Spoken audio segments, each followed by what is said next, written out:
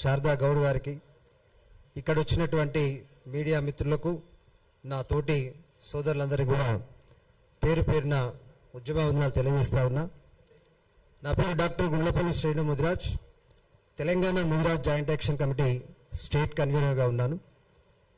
ఇక్కడ ఇంత పెద్ద ఉద్యమానికి మా రెఫర్న అధ్యక్షత వహించిందంటేనే మా సమస్య పరిష్కారం అయింది అని నేను గట్టిగా నమ్ముతా ఉన్నాను. ఎందుకంటే వాస్తవానికి 2018లో 67 ఎకరాల విలువైనటువంటి భూమిని బీసీ సంఘాలకు ప్రభుత్వం ఇచ్చింది 2018లో. ఎందుకు ఇచ్చింది అంటే 2018లో ఈ విలువైనటువంటి భూమి ఇస్తే కరెక్ట్గా ఎలక్షన్ మూమెంట్లో, రెండోసారి ఎలక్షన్ మూమెంట్లో ఇది జరిగింది అన్నట్టు. వస్తే కనీసం ఈ ఓట్లు దాదాపు 2 కోట్ల పైన ఉన్నటువంటి ఈ జనాభా మొత్తం మా వెంట ఉంటుందని ప్రభుత్వం ఒక మంచి ఉద్దేశంతో భూమి ఇచ్చింది. దానికి అన్న చెప్పినట్టు జీవో నెంబర్ 20 ద్వారా 60 కోట్ల రూపాయలు కూడా కేటాయించడం జరిగింది. కానీ ఇంతవరకు ఈ రోజు కూడా దాంట్లో ఒక 15 కోట్లు తప్ప సింగిల్ ఎంపీ కూడా ఆ అకౌంట్లో లేదు అని నేను పత్రికాముఖంగా మీకు తెలియజేస్తా ఉన్నా. అంటే మా మధ్యనే గొడవ పెట్టి మీరే తన్నుకొని ఆ పొలాన్ని మళ్ళీ, అంటే ఇప్పుడు చూడండి కోకాపేటలో 1 ఎకరం 173 కోట్లు నడుస్తుందని చెప్తా ఉన్నారు. అంటే ఫర్ ఎగ్జాంపుల్ మా ముదిరాజ్ భవనానికి 5 కోట్ల రూపాయలు 5 ఎకరాల పొలాన్ని ఇచ్చిండ్రు. అంటే 5 ఎకరాల పొలం అనేది 173 కోట్ల రూపాయల చొప్పున మీరు ఎంతో అంచనా వేసుకోవచ్చు. అయితే ప్రభుత్వం, ఇప్పుడున్నటువంటి ప్రభుత్వం యొక్క కుట్ర ఏంది అంటే, ఇప్పుడు మేము కొట్టుకున్నాం అనుకోండి, ఆ యొక్క ట్రస్ట్ను రద్దు చేసి ఆ పొలాన్ని, అంటే ఆ 173 కోట్ల ఎకరం ఉన్నటువంటి 5 ఎకరాల ప్లేస్ని ప్రభుత్వమే గుంజుకొని అవసరమైతే మీకు ఫ్యూచర్ సిటీలో 10 ఎకరాలు ఇస్తాము, ఈ 5 ఎకరాలు మాకు వదలండి అనేటటువంటి అంశాన్ని తేవడానికి చేసినటువంటి కుట్రగా మేము అభివర్ణిస్తా ఉన్నాం.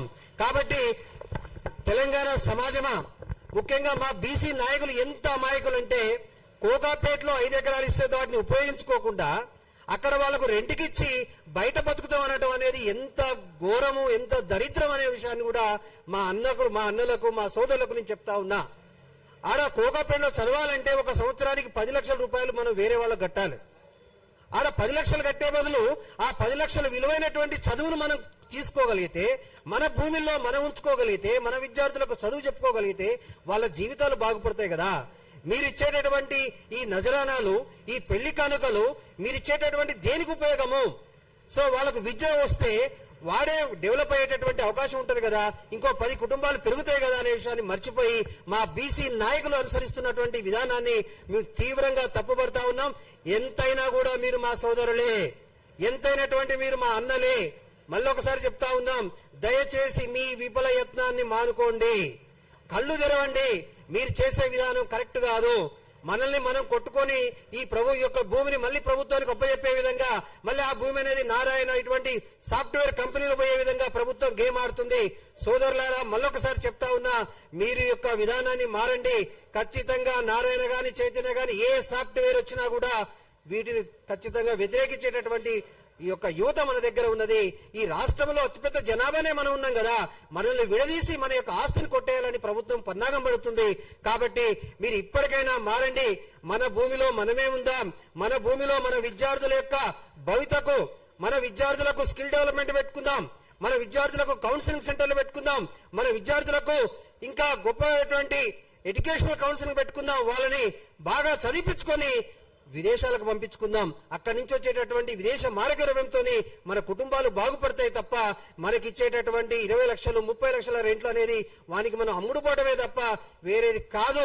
దయచేసి మా పెద్దన్నలారా, ఏ కులమైనా కానీ 36 సంఘాలందరికీ కూడా మేము చెప్తా ఉన్నాం, ఈ యొక్క సమావేశంలో, ఈ పత్రికా సమావేశంలో మీ పేర్లు తీసి మీ యొక్క గొప్పతనాన్ని తగ్గించాలని కూడా మా ఉద్దేశం కాదు, మీ యొక్క పేరును చెడగొట్టాలంటే ఉద్దేశం కూడా మేము కాదు.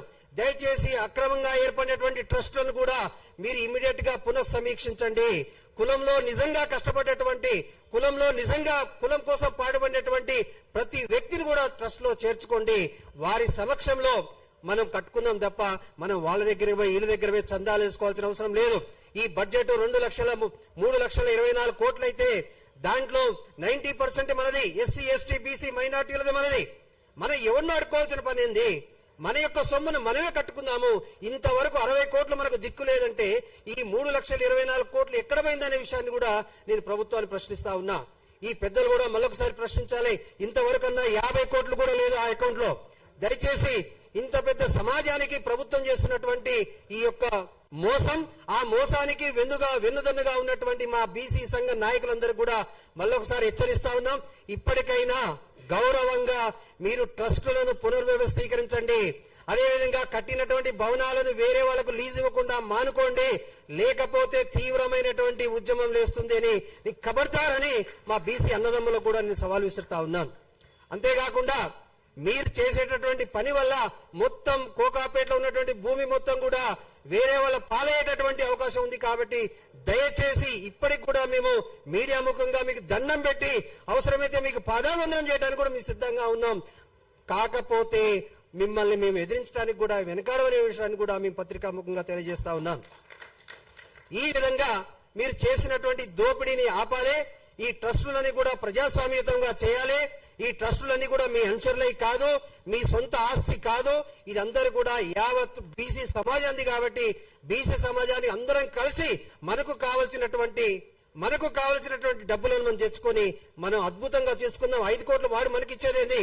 5 కోట్లు కాదు 50 కోట్లు తీసుకుందాం. ఒక్కొక్క సంఘానికి 50 కోట్లు తీసుకొని అద్భుతమైనటువంటి టవర్లు నిర్మించుకుందాం.